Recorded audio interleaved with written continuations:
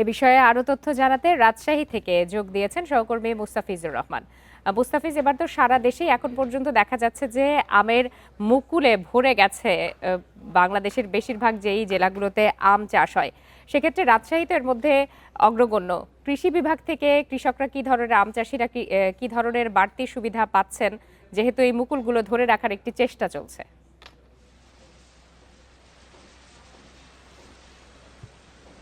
দেখুন, আপনি ঠিকই বলেছেন। আমের শহর রাজশাহী, এবং রাজশাহীতে এবার প্রত্যেকটি বাগানেই আমরা দেখেছি যে মুকুলে মুকুলে ছেয়ে গেছে বাগানগুলি এরই মধ্যে।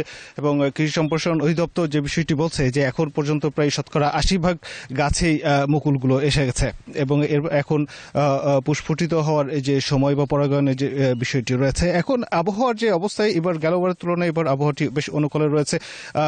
অন্যান্যবার আমরা দেখে থাকি যে তীব্র খরা এই সময় চলে আসে, যার ফলে অনেক সময় এই আমের যে মুকুলগুলো সেগুলো ঝলসে যায়, এই ধরনের একটি প্রবণতা থাকে। তবে এইবার কিন্তু ব্যতিক্রম, এবার আবহাওয়াটি অনেকটাই শীতল রয়েছে, যার ফলে আম চাষিরা বলছেন এবং আম গবেষক যারা রয়েছেন তারা বলছিলেন যে এবার আমের যে আবহাওয়াটি রয়েছে এটি পুরোটাই অনুকূলে রয়েছে। সেই সাথে বাড়তি পরিচর্যা করছেন এখন কৃষক যারা রয়েছেন, তারা নিয়মিত গাছের চারপাশে পানি দিচ্ছেন এবং সেই সাথে বালাইনাশক স্প্রে করছেন, যেন কোনো প্রকার পোকামাকড় আক্রান্ত থেকে রক্ষা করার জন্য তারা স্প্রে করছেন। এবং তারা আশা করছেন যে গেলবারের তুলনায় এবার আমের ফলনটা ভালো হবে, এবং সেই সাথে তারা আশা করছেন যে গেলবার যে তারা আমের দাম পতনের ফলে তারা বেশ লোকসানে পড়তে হয়েছে, সেইটা হয়তো এবার তারা পুষিয়ে নিতে পারবেন, এটি কিন্তু আশা করছেন।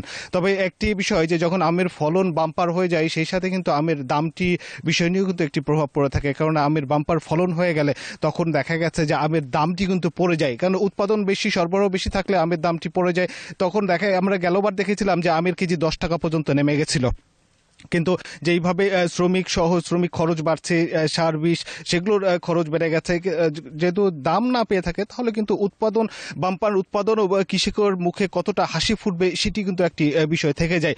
তো এখন পর্যন্ত যেটি রাজশাহীতে ওভারঅল এখন পর্যন্ত বলা যেতে পারে যে কৃষি সম্প্রসারণ অধিদপ্তর যে লক্ষ্যমাত্রা ধরেছে, তারা বলছিলেন যে 2,60,000 মেট্রিক টন এবার তারা লক্ষ্যমাত্রা ধরেছে আম উৎপাদনের। এবং আমের বাজার যেটি তারা ধারণা করছেন যে এবার হয়তো 1,600 কোটি টাকার ছাড়িয়ে যেতে পারে আমের যে আমের বাজার যেটি রয়েছে সেটি তারা সম্প্রসারিত হতে পারে। তো এখন পর্যন্ত আমের যে অবস্থা রাজশাহীতে সেটি বলা যেতে পারে যে আমের মুকুল এবার পর্যাপ্ত এসেছে। আমের যে মুকুল এসেছে তা দেখে কৃষক কিন্তু স্বপ্ন দেখছেন যে এবার হয়তো তাদের পূর্বের গেল বছর যে লোকসান ছিল সেটি কাটিয়ে উঠতে পারবেন, এবং এবার আমের বাম্পার ফলন হবে এই অঞ্চলে।